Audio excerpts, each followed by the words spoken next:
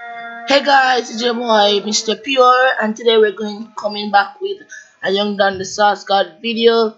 My computer does not really like real people talking and doing stuff because it lags when I'm finished videoing it. So I hope you like the video, and I see you there.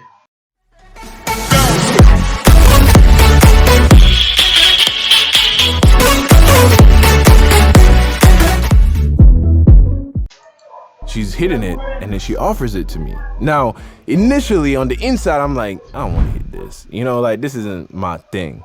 But But but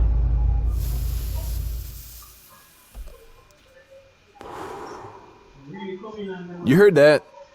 That's the sound of failure. To be specific, that's the sound of failing to quit nicotine, man. I've tried to quit juuling 4 times now. And you wanna know what's funny? I used to think that vaping was like the lamest thing ever. It just didn't look cool to me. It didn't mean that you weren't a cool person. Just vaping itself didn't seem cool to me. Which is why I am sick to my stomach to admit that I have spent hundreds, probably thousands of dollars on vapes. Over the last 2 years, of course, it takes a while to rack it up, but it does add up. That's what they don't tell you before you get addicted, is that this shit is expensive, bro. But today I want to give you a cautionary tale. I want to tell you a story of how I started juuling, right? And that's just a term I use. I don't use Juul anymore. This is not a sponsorship for Juul. Fuck Juul. They took away mint pods. But let me tell you the story of how I got wrapped up into this. Because if 10 years ago, 5 years ago, 3 years ago, you came to me and were like, yo, in 3 years, you're going to be heavily addicted to nicotine, I would be like, nigga, what? Are you dumb? But here I am, with a vape right by my side. Which, please do not do this, okay?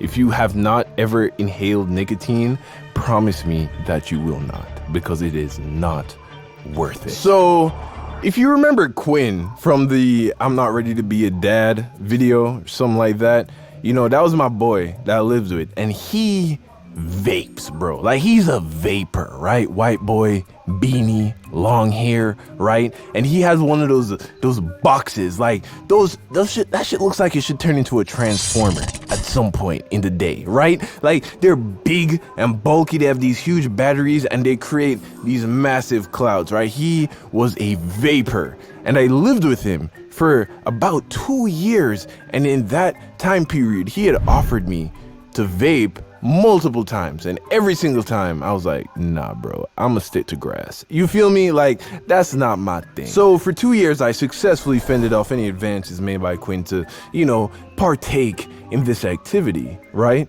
Fast forward, maybe 2 years later, and now I'm living in Austin, Texas. And it's always a woman, man. It's never not a woman. I swear to God, my downfall will be at the hands of some beautiful woman. That is for sure. It's written in stone already. It's coming. Right? So I had this date with this girl, and this was actually the same Moroccan girl from the, story way back in the day. I don't even think that story's up anymore because I just couldn't the level of simpness displayed in that story I couldn't even live with that being out in the world anymore. I'm gonna put it back up just because I'm telling this story, so fuck it. I'm gonna put it back up, you can go watch it. But basically what happened is I went on this date with this Moroccan chick, right? And she juuled, right? She had one of these nicotine vape devices, and she's there doing her thing, and we're chilling in the car, and she's hitting it, and then she offers it to me. Now, initially on the inside, I'm like, I don't want to hit this. Like, this isn't my thing. But this girl was fine, bro. I'm not gonna lie, this girl was bad, bro. I really thought she was pretty fine. And then also, I was like, you know what? I dabble in magic. And if you've seen my Magic Brownies video, you know exactly what kind of magic I'm talking about. So I'm like, okay, all right, right? What's this gonna do to me? I handle magic, okay? School of Hogwarts, witchcraft, and wizardry. I am a veteran. What's this little baby, this gay little baby pen gonna do to me, right? So I'm like, all right, shorty, pass it right here. I got that. I hit this thing, and it was like a feeling that I've never experienced before. Now, I am not promoting this, okay? I'm just saying it was like different. You feel me? It wasn't the same as magic. It's not the same as drinking liquor.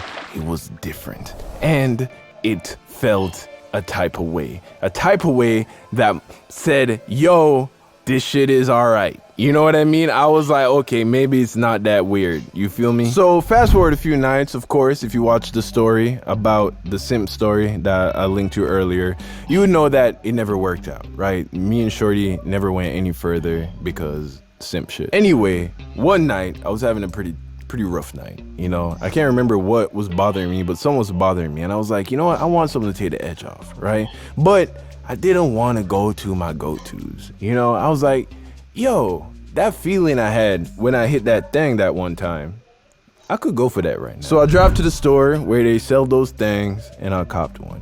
And I was just chiefing the whole night, bro. And it was a feeling. And thus begins my journey to complete and total addiction. And I use that word because of how hard it hits. You know, it's one of the few non-pussified words we still have today. Addiction. So I got this thing, right, to take the edge off for a night. And I wake up with it in the morning, it's still there. So I'm like, all right, why not?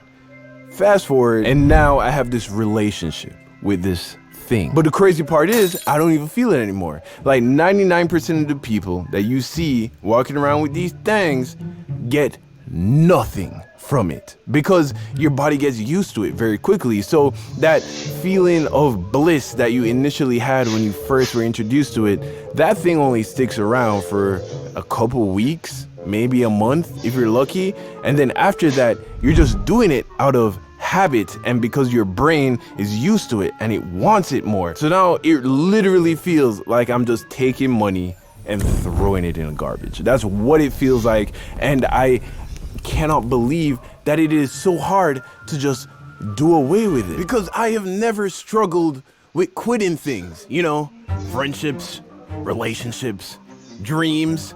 Quitting has never been a hard thing for me to do at any point in my life. But even with all that, I still have not been able to just put it down forever. Right before I left high school and I was living with my uncle, the uncle that came in clutch after my aunt kicked me out of the first house I was living in when I moved to America. He told me that, son, you're about to go out into the world and you're going to be presented with things that you think you would never do or say yes to. But when that moment arises, you'll find that it's a lot harder to say no than you think it's going to be. It's not going to feel like a big deal at that time, but when you look back, you're going to realize how insidiously this thing that you thought you would never fall victim to crept into your life and you just, you know, became a part of it. So I just want to say, if you aren't already, you know, entrenched in this trap, do not ever bend, okay? It's not worth it. I know this wasn't the funniest video, but you know, you gotta get a few of these out every now and then. Just want to plug some real quick. I did drop an animated music video recently. The animation is amazing. A lot of people say they like it, so go ahead and check it out. Cool. On my shoulder, I hope you know what you did. I didn't think that it would be so hard to say goodbye. I know I told you I would hold you. Anyways, guys, hope you like the video. Please like and subscribe, hit that notification bell, and I'll see you in the next video. Peace.